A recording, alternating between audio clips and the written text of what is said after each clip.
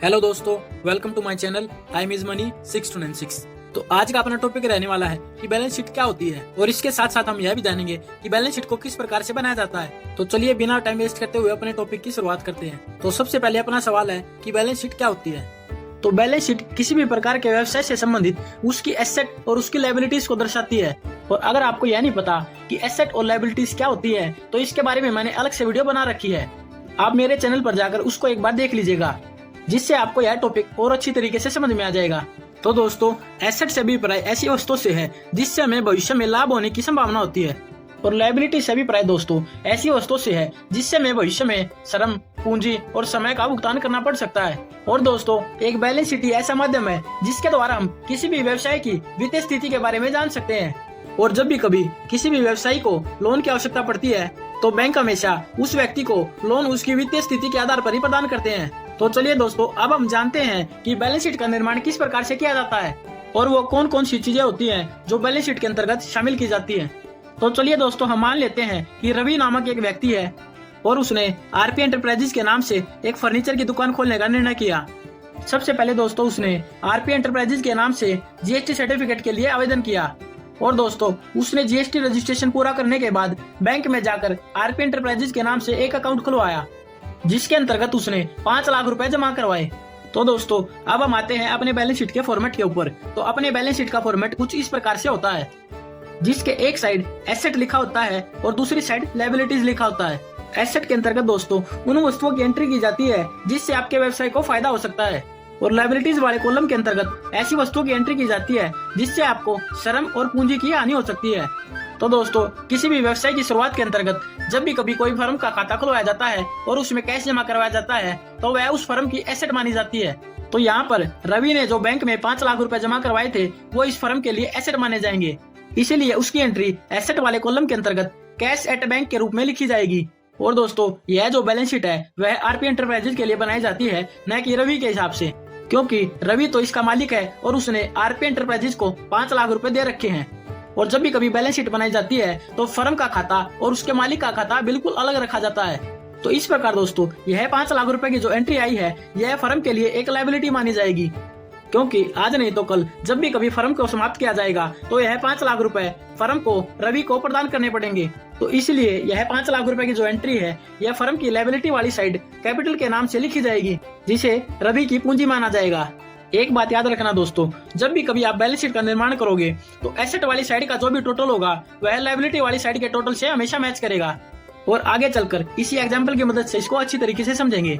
तो दोस्तों, बैंक में पड़े इस 5 लाख रुपए से रवि ने 4 लाख रुपए का स्टॉक खरीद लिया, क्योंकि दोस्तों व्यवसाय के अंतर्गत तो चीजों का क्रय तथा विक्रय करके ही लाभ कमाया जा सकता है। तो दोस्तों, जैसे ही 4 लाख रुपए का यह स्टॉक खरीदा जाएगा, बैंक के अंतर्गत जो 5 लाख रुपए पड़े थे उसमें से 4 लाख रुपए कम हो जाएंगे। और दोस्तों, 5 लाख रुपए की वैल्यू अब केवल 1 लाख रुपए रह जाएगी, और उसकी जगह दोस्तों स्टॉक के नाम से 4 लाख रुपए की एंट्री कर दी जाएगी। अभी आप देखोगे तो दोनों तरफ की एंट्रियां बिल्कुल बराबर मिलेंगी। और जब भी दोस्तों इस स्टॉक को बेचा जाएगा और उस बेचने के कारण जो भी पैसा प्राप्त होगा उसकी एंट्री दोबारा बैंक के अंतर्गत कर दी जाएगी। तो दोबारा से यह स्टॉक की वैल्यू कैश के माध्यम से बैंक के अंतर्गत जमा हो जाएगी। और इस 4 लाख रुपए की वैल्यू को स्टॉक को यदि हम 4.5 लाख रुपए में बेचेंगे तो बैंक के अंतर्गत 4.5 लाख रुपए प्राप्त हो जाएंगे, और जो 50,000 रुपए की वैल्यू प्राप्त होगी वह हमारा ग्रॉस प्रॉफिट कहलाएगी। ठीक इसके विपरीत यदि हम मान लेते हैं कि जो 4 लाख रुपए का स्टॉक बेचा था वह हमने उधार पर बेचा है, तो दोस्तों 4 लाख रुपए के स्टॉक को जब उधार पर बेचा जाएगा तो इसकी बैलेंस शीट के अंतर्गत सन्ड्री डेटर के रूप में एंट्री की जाएगी। डेटर का अर्थ यह होता है कि हमने किसी को माल बेचा है और उससे हमें पैसा प्राप्त करना अभी बाकी है। तो इस प्रकार 4 लाख रुपए के स्टॉक की वैल्यू को यहाँ पर जीरो करके सन्ड्री डेटर के रूप में 4 लाख रुपए की एंट्री कर दी जाएगी। तो आपने देखा होगा कि अब भी हमारा एसेट और लायबिलिटी साइड का टोटल बराबर ही आ रहा है। तो यहाँ पर दोस्तों हमने तो अपना सारा सामान उधार पर बेच दिया, अब हमें आगे सामान खरीदने के लिए पैसे की आवश्यकता पड़ेगी, तो हमारे पास बैंक में इतना पैसा नहीं है। तो इस प्रकार आरपी एंटरप्राइजेज आगे कंपनी से सामान भी उधार पर ही क्रय करेगी, और उधार पर माल क्रय करने के कारण ही आरपी एंटरप्राइजेज के लिए वह स्टॉक की वैल्यू एक लायबिलिटी के तौर पर मानी जाएगी। ठीक इसी प्रकार जब भी आरपी एंटरप्राइजेज आगे कंपनी से माल उधार पर क्रय करेगी तो उसकी एंट्री बैलेंस शीट के अंतर्गत लायबिलिटी वाली साइड की जाएगी, जिसे क्रेडिटर के तौर पर लिखा जाएगा। तो यहाँ पर हम मान लेते हैं कि आरपी एंटरप्राइजेज 1 लाख रुपए का सामान उधार पर क्रय करती है, तो यह 1 लाख रुपए की जो वैल्यू है वह फर्म के लिए लायबिलिटी मानी जाएगी, क्योंकि उसने यह मूल्य आगे कंपनी को पे करना है जिससे उसने माल क्रय किया है। और जैसे यहाँ पर 1 लाख रुपए की एंट्री क्रेडिटर के तौर पर की जाएगी, एसेट वाली साइड वही स्टॉक की वैल्यू बढ़ जाएगी। तो इस प्रकार आप देखोगे कि दोनों तरफ की एंट्रियां बिल्कुल बराबर हो रही है। तो दोस्तों, यह तो हमने किसी भी प्रकार की बैलेंस शीट को किस प्रकार बनाया जाता है उसके बारे में बेसिक जाना है। और दोस्तों, यहाँ पर दर्शाएगी जो बैलेंस शीट है उसके माध्यम से आप समझ सकते हैं कि capital account, fix asset, liability, unsecured loan को किस प्रकार से दर्शाया जाता है। जैसे जो कार और फ्लैट है वह हमारी एसेट कहलाएगी, क्योंकि इससे हमें भविष्य में फायदा हो सकता है।